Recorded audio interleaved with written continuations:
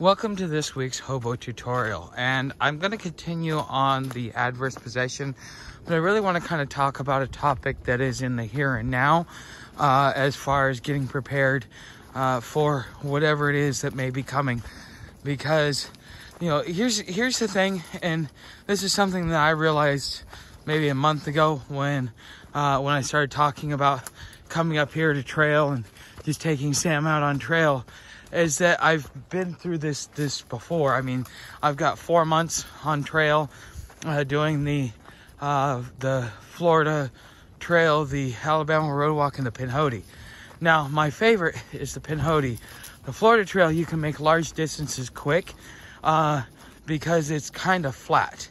As you see here, there's some ups and downs and stuff like that, but it's more or less that the trail is more treacherous than the terrain. And, you know, there's also been heavy rains going on.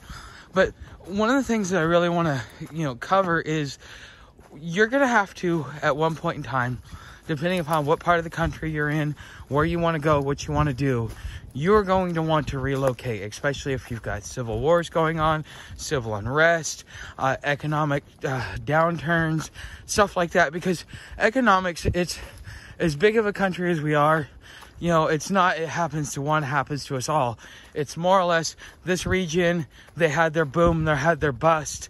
Now everything's pulling out because of whether it be politics or economics, for whatever reason. You know, you've got these changes that are happening. So that's part of the reason why they switched recession to at least 9 states, having a negative downturn. Because the thing is the whole country as a whole generally never really goes into a recession, because during the .com boom or .com bust, Texas and the South was doing great, and now it's not. Things have changed now that we've got this crap on the southern border. Part of the reason why I relocated my business from Oregon to Texas was because there was an opportunity for more money and for a better quality of life, because things used to cost less down south, but they don't anymore.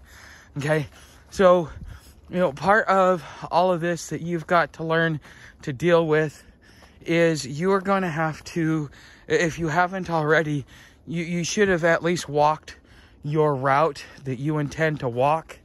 You should have at least walked it once before you decided to to take that trail, because there's a lot of stuff here that I really there's a lot of stuff here, just gonna have to deal with it, that you're gonna have to go across. So like, I'm going earlier in the year, so this is wet season for this area, and so I'm gonna have to go through a lot more water.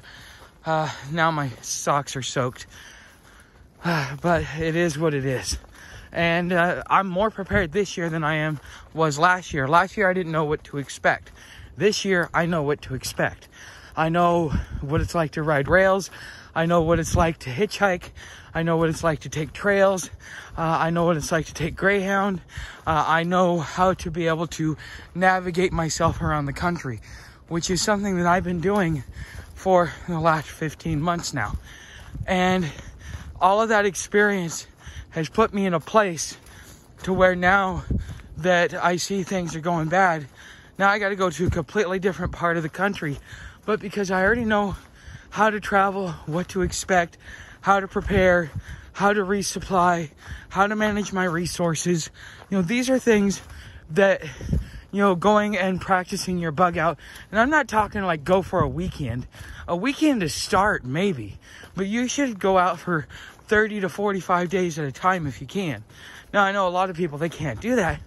But, there might, you might want to get your finances in order enough to where you can take, partially unpaid vacation, because it will be your long-term survival, not your short-term survival that you need to worry about.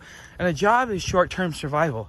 There's going to come a point when, probably about, 40% of all the jobs that are out there are not going to be out there anymore.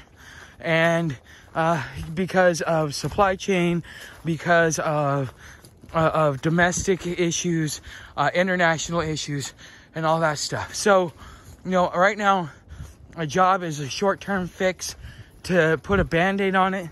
But if you're not prepared to go long distance and you haven't been on some of the terrain that you would be going, so that you understand what it is that you need. Because, you know, going through a winter up north partially and then coming down south, I understand the major differences. I mean, I already did, but, you know, that's just one more thing for me to learn. And I've learned a lot of different things from doing this, from doing these modes of travel that I have. Come on, Sam, let's go. You know, so this is something that I think that you as an individual, there's not much I can do to prepare you other than show you my journey, but, you know, you can prepare yourself. You know, this is the things that I teach you are to kind of give you the theory behind it, the practical application behind it, and then to let you go and apply it in your own way, in your own manner. Because the way you tell me to do something versus the way I actually end up doing it are two totally different things. Okay? So, you know, and same thing. I knew how to do a slip knot. I just didn't know it was a slip knot. And trying to do it mechanically the way the guy was showing me, it was so foreign to me that I just went and I did it my way. And now I know how to do a slip knot, and I'm aware of what type of knot that it is that I'm doing. And something weird for me is all these knots that people talk about. I don't know the names of them. I don't know the technical way to do it, but I always end up making those knots either way. I've been like this my whole life. So maybe in a previous life, I'd master the doing knots, you know, and so therefore that's a genetic skill that I have now, because like my parents don't know how to do knots. Maybe my mom did, but anyways, that's that. So this is this week's Hobo tutorial. It's just, you know, getting to know your terrain, getting your plans in order, because it's coming sooner than later. And it's getting to a point to where no matter how much preparation or no matter how much money you have, you cannot prepare for what's coming. And really what you need to understand to prepare for what's coming is that you're going to have to be on the move. How do you do it? So, I mean, one of the things I've been working on is rotating out gear. I got rid of the tent, and so now I have a hammock, and that hammock doesn't weigh much. I got rid of the sleeping pad as well, you know, because it was bulky. It was adding to my stuff. Sam, as you can see, she's wearing her saddlebags. That takes 5 pounds off my back. And I got about 15 liters of space left in my pack in case I need to stop and just get some serious food or some serious water because of dry spots. So now my pack is actually moved in the right direction. And when I get to a point where I can get the underquilt and the rain fly, the tarp, and the black blanket that I have will go to the wayside. Okay? But I'm getting to a point where I have all the gear that I need. It's just a matter of just keeping it on me and maintaining it.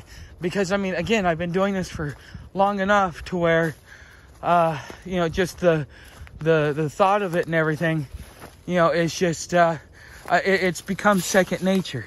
Fuck. Okay, guys, thanks for watching. I'll see you in the next Hobo tutorial.